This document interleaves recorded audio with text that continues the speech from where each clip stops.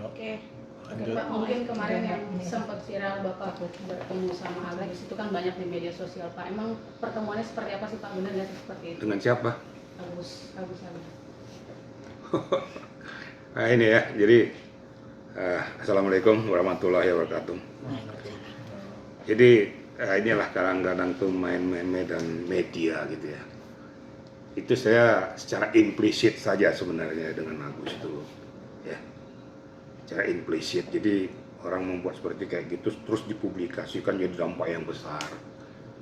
Tapi sebenarnya critical point saya mengerti maksudnya daripada rekan-rekan media ataupun publik. Tujuannya sebenarnya tidak lain tidak bukan untuk mengingatkan Agus ya.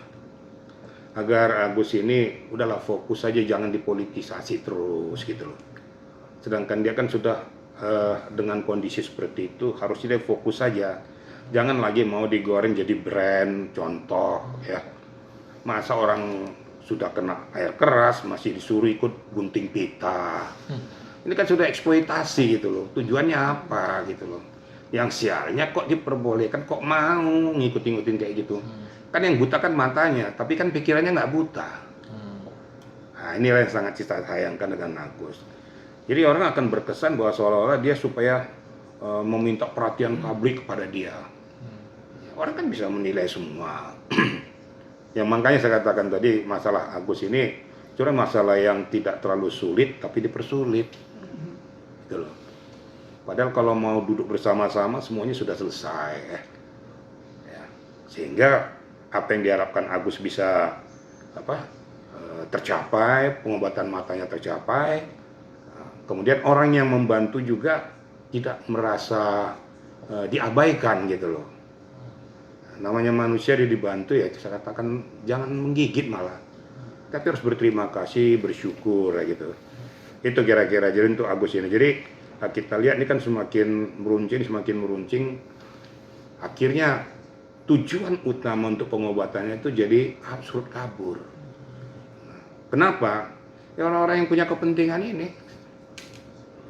Expose sana, expose sini lah.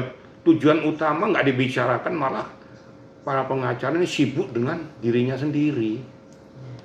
Secara pribadi sebenarnya sedih juga ya melihat keadaan komposisi lawyer akhir-akhir ini gitu ya. Tidak menjaga jati dirinya bagaimana untuk memposisikan dirinya sebagai seorang lawyer, pengacara. Seharusnya melihat komposisi permasalahan itu, ayo kita sama-sama menjurus kepada suatu pokok permasalahan untuk menyelesaikan ini. Ini yang kira-kira yang harus dicermati oleh kita-kita dari lawyers ini. Jangan kita pertontonkan pada publik, pada netizen, justru kita ini tidak punya akal sehat. Padahal kita punya ilmu. Nah, jangan kita saling menonjolkan kelebihan kita. Nanti jadi kelihatan kekurangan-kekurangan kita. Itu kira-kira ya. Kalau untuk statementnya Firdausi itu tentang Novi katanya mencari-cari lawyer terbaru dan dia akan marah, gimana nih tanggapannya? Nah, ini kan gara-gara ulahnya media juga. Media menggoreng permasalahan ini. Jadi seolah-olah bahwa Novi itu mencari lawyers yang baru, pengacara baru, padahal datang ke tempat saya ini konsultasi hukum. Tapi dari media menanya sudah mencari lawyers yang baru. Nah, saya sayangkan dari adindaku ini terpancing. Tidak menyaring dulu, tidak melihat dulu, tidak mendengarkan dulu, langsung memberikan statement gitu loh. Padahal tidak seperti itu gitu loh. Nah, tapi ya, saya katakan berkali-kali, ini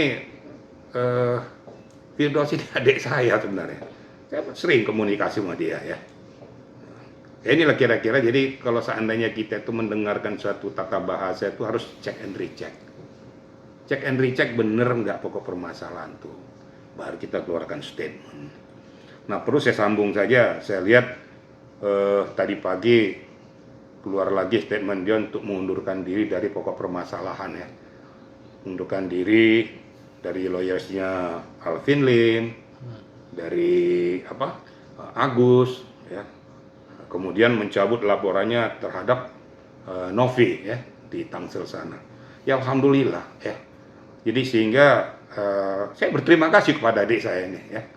Terima kasih bahwa lebih fokus, kita masih banyak hal-hal yang lain yang lebih penting untuk kita selesaikan ya, demi kemaslahatan orang banyak.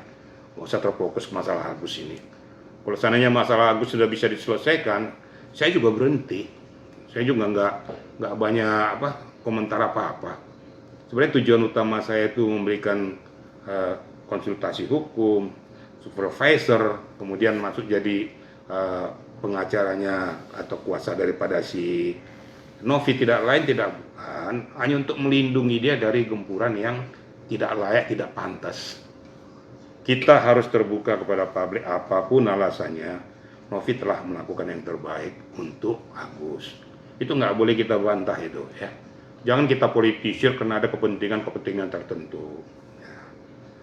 Jadi dengan dipertanyakan tadi Adindaku Firdaus, udah clear itu, nggak ada masalah tuh ya. Jadi nggak usah lagi digoreng-goreng masalah Firdaus ini, dia sudah clear tadi pagi, sudah mencabut semua, sudah mengundurkan diri dari kuasanya Alvin Lim, dari pihak Agus juga. Dia mau fokus kepada case-case yang sedang dia tangani. Yang mudah-mudahan Adindaku ini sukses di dalam era yang baru menangani case yang lain. Jadi saya rasa untuk Adindaku Firdaus, terima kasih lah. Ayo kita sama-sama kita redahkan pokok permasalahan ini, selesaikan apa yang menjadi tujuan utama daripada Agus ini. Mungkin begitu ya. Tapi terkait laporan Novi semalam pada Alvin Lim, seperti apa nih Irjen menanggapnya? Kita sebagai manusia biasa ya, maka saya katakan apapun alasannya ya, kita ini seorang wanita ya. Bayangkan kalau seandainya anak kita diperlakukan seperti itu, pantas dan layak enggak? Yang kedua, kenapa dipersepsikan ke sana? Kan namanya konotasi, saya mohon maaf pada media dan netizen, kata-kata pelacur kan tidak layak. Jadi seolah-olah apakah, kalau nggak bisa apakah, ini kan sudah ada indikasi ya, yang membuat jadi bisa dilaporkan dia, itu dipublikasikan. Kenapa dia jual narkoba? Dipublikasikan hal-hal yang belum dia ketahui. Jangan kata ilmu katanya. Apakah? Ada bertanya apakah. Kalau mau pengen bertanya, tanya aja langsung sama yang bersangkutan. Kenapa harus melalui media, menggunakan media, mempublikasikan kepada khalayak ramai, sehingga namanya netizen mempunyai persepsi bermacam-macam. Ini apa benar? Sehingga merusak harkat, martabat dan harga diri seorang Novi. Maka saya katakan, kalau seandainya tidak mau digigit, jangan menggigit. Dia punya anak perempuan, diperlakukan anak perempuannya kayak gitu, dia tidak terima. Sakit katanya, anak saya diperlakukan gitu. Loh, kenapa kamu perlakukan wanita yang lain seperti itu? Dia kan punya harga diri juga. Seorang Novi bagaimanapun punya anak. Anaknya membaca itu di YouTube atau dimanapun, kan terpukul dong, gitu loh. Jadi harus kita sama-sama mengetahui. Jadi jangan kira-kira menjatuhkan orang lain tidak berdampak kepada Novi, keluarga dan anak-anaknya. Pernah nggak berpikir seperti kayak gitu? Kan merusak dia punya jati diri, merusak harkat martabatnya. Nah, akhirnya karena dia tidak kuat, dia akan memposisikan diri, saya tidak seperti itu. Kamu sudah mencemarkan nama baik saya, sudah mengeksploitasi saya kepada hal-hal yang tidak baik, saya laporkan. Nah, faktanya walaupun saya sebenarnya tidak ingin berkelanjutan, tapi namanya Novi sudah merasa sakit, jadi laporkanlah tadi malam dengan beberapa pasal ya, namanya pencemaran nama baik ya, menyangkut kepada harkat martabatnya ya, kena di undang-undang ITE juga ya, mungkin juga pasal-pasal yang lain ya dikenakan. Kemarin sudah diterima oleh pihak SPKT Polda, akan dilanjutkan ke subdit yang berkewenangan, yaitu cyber. Nah, tinggal kita lihat nanti. Kalau saya lihat unsurnya sudah mengikat, tinggal nanti penerapan pasalnya kita serahkan kepada penyidik, pasal berapa yang akan diterapkan. Untuk kelanjutannya tentu ada pemanggilan terhadap orang-orang tertentu. Dan Novi juga akan di BAP oleh penyidik di komposisinya, siapa saksinya, faktanya apa. Kemudian hasil dari media itu akan di-screenshot, nanti diserahkan sebagai bukti permulaan kepada penyidik. Nanti akan dianalisis, baru nanti akan ditentukan nanti apa kira-kira pasal yang tepat untuk ini. Kira-kira gitu ya. Pak Irjen, artinya Pak Irjen setuju ya dengan langkahnya Teh Novi melaporkan, karena kan menurut Teh Novi itu yang bikin dia akhirnya melapor itu katanya berdampak ke anaknya yang ditanya sama teman-temannya pekerjaan. Wajar dan manusiawi ya. Maka saya bilang kan selalu kan saya katakan, mulutmu adalah harimaumu. Kita jangan suka selalu menyakiti orang lain ya. Apalagi sudah menyangkut ke pribadi, harkat, martabat, harga diri yang dia tidak ketahui tapi dia ungkapkan dengan alasan dalih apapun, mau katanya apakah, mau segala macam pertanyaan, kok pertanyaannya modelnya seperti itu kan. Itu media kan ada juga yang wanita. Sekarang Anda rasakan aja kalau Anda diperlakukan kayak gitu, sakit nggak kira-kira? Ya sangat sakit ya. Makanya seorang Novi itu sudah betul-betul sampai dia menjerit, dia merasa terpukul karena anaknya mempertanyakan, apa mama seperti ini? Kemudian keluarnya yang mempertanyakan, apakah pernah difikirkan oleh yang bersangkutan ini akan berdampak kepada keluarga dan anak-anaknya dan khalayak ataupun saudara ataupun teman-temannya? Ini kan berdampak luas. Ini saya katakan bahwa ini sudah akibat daripada perbuatannya ya, berdampak kepada publik, apalagi dipublikasikan melalui media. Kena ya, kena di pasal 45 Undang-Undang ITE juga kena dia, di Undang ITE di pasal 27 juga dia kena. Tinggal nanti apa sih penyidik akan menerapkan mana yang paling pantas. Saya tidak mau menjustis kemana nanti arahnya, tapi beberapa pasal akan diterapkan ke sana. Tinggal nanti pembuktiannya, saksi-saksi, bukti, ahli akan menerapkan ini. Kan semua akan dilibatkan semua ya. Mungkin itu ya. Berarti hal itu juga membantah ya Pak, yang di awal Novi dianggap yayasannya itu tidak berizin, tapi kan sekarang banyak yang bermunculan. Kayak dulu Tiko pernah dibantu juga oleh yayasan Novi. Apakah itu nanti jadi sebuah bukti juga pada pas pembuatan laporan Novi? Sekarang begini ya, kita lihat goalnya ya. Kita lihat dulu niat baiknya ya. Kita lihat dulu hasilnya. Hasil yang dilakukan oleh Novi ini berdampak nggak? Berdampak positif nggak kepada objek yang dituju? Faktanya berdampak positif. Itu dulu yang kita lihat ya. Berarti dia melakukan tindak-tindak kemanusiaan. Di dalam undang-undang itu dia mempunyai. Kalau dalam perizinan mungkin ada kekurangannya. Itu kan bisa diperbaiki. Ya. Kecuali kalau dia eksploitasi ini untuk kepentingan pribadinya, untuk meraup keuntungan, itu lain lah. Dia sudah buktikan kok. Makanya dari Kemensos kemarin memberikan teguran ya. Memberikan teguran, tapi Kemensos juga mengerti bahwa dia sudah melakukan langkah-langkah yang baik. Jadi jangan selalu kita berbicara tentang penerapan undang-undang. Lihat dampaknya. Ya. Lihat hal yang dilakukannya itu berdampak positif atau tidak. Faktanya Novi beberapa tahun sudah melakukan langkah-langkah positif itu. Ya kadang-kadang ada yang terjadi kecemburuan sosial, akhirnya mencari kelemahan-kelemahan dia.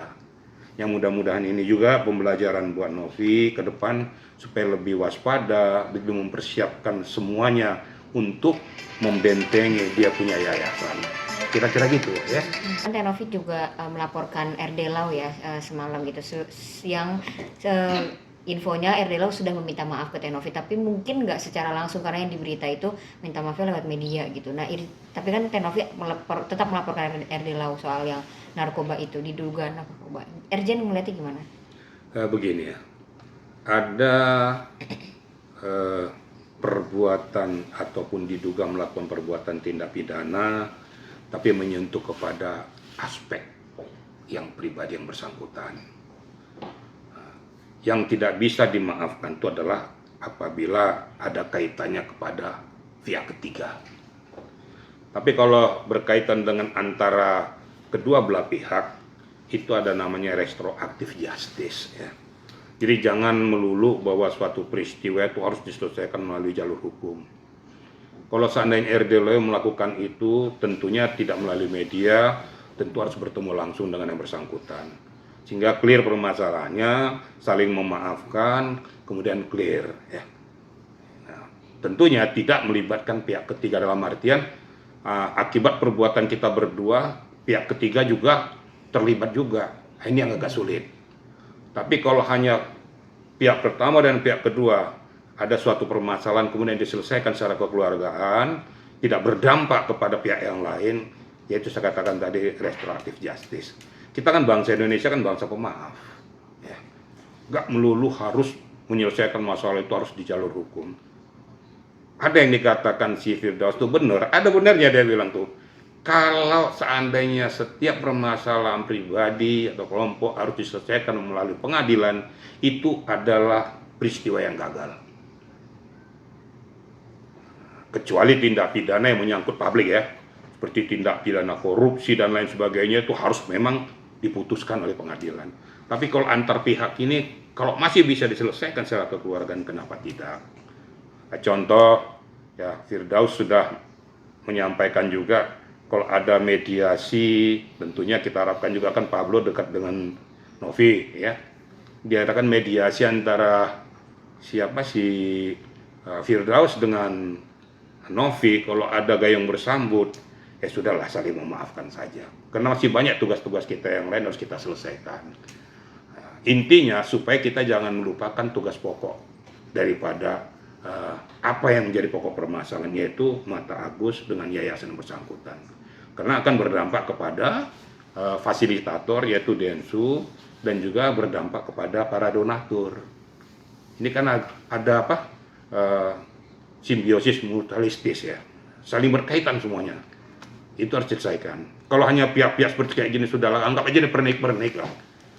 Pernik-pernik yang bisa diselesaikan kok. Kecuali kalau Novi masih keberatan, saya nggak ngerti ya. Tapi saya berharap kepada Novi juga ya berbesar hatilah, walaupun sebenarnya sakit. Kadang-kadang kita berbuat baik, kadang-kadang sakit hasilnya. Tapi yang Maha Kuasa itu kan lihat semua ya. Yang Maha Kuasa itu kan memperhatikan, kalau yang baik pasti katakan orang baik. Yakinlah. Tidak semua akan mengatakan tuh seperti ini, tapi mata orang yang jernih dan jeli akan melihat, pasti akan memuji orang-orang yang baik itu. Nggak usah harapkan daripada orang-orang lain, tapi nilai orang banyak itu kan akan kelihatan. Dan betul-betul pahala berkah akan dia dapatkan kok. Maafkanlah. Kalau saya berkata kepada Novi, kalau sudah ada minta maaf kayak gitu, nggak usah diperpanjang lagi lah. Kira-kira gitu ya. Oke, pesan Pak Irjen untuk Alvin Lim dan juga Erdela yang sudah dilaporkan Teh Novi. Ya, kalau menurut saya untuk sekarang itu Erdela kan sudah melakukan langkah itu. Kemudian ya saya monitor, ya walaupun saya pura-pura nggak tahu, tapi saya tahu ada komunikasi antara Pablo dengan Firdaus, saya tahu. Nah, saya orangnya kan begitu. Sepanjang saya perhatikan ada langkah-langkah baik, kenapa tidak diselesaikan? Kalau Alvin Lim bahkan makin meruncing, saya makin memberikan apa gayanya yang nggak jelas ini. Nah, ya dia biarkan dapatkan nanti ganjarannya. Tapi kalau seperti dari Lau dengan Firdaus sudah ada suatu mediasi, sudah ada masa kesepakatan. Mudah-mudahan Pablo bisa memediasi dengan baik, duduk bersama-sama, ketawa bersama-sama lagi, selesai masalah kok. Nggak usah diperpanjang lah. Ya, saya pada saat kesempatan ini juga kepada Dinda saya Firdaus, saya ucapkan terima kasih. Anda orang berpendidikan. Saya tahu Anda itu orang pinter, tapi suka keceplosan. Ya. Dari tata bahasa menerapkan undang-undang pun saya tahu bahwa Anda itu juga mempunyai ilmu ya. Cuma supaya dirubah lagi tata cara untuk berhadapan dengan media, menyampaikan suatu pendapat dan gambaran. Nah, dan saya juga berharap pada Firdaus, laksanakan tugasmu sesuai dengan komposisimu. Saya yakin kau akan sukses dengan mengurangi tingkat emosionalmu. Itu aja. Semakin matang kamu akan semakin berhasil. Oke. Oke?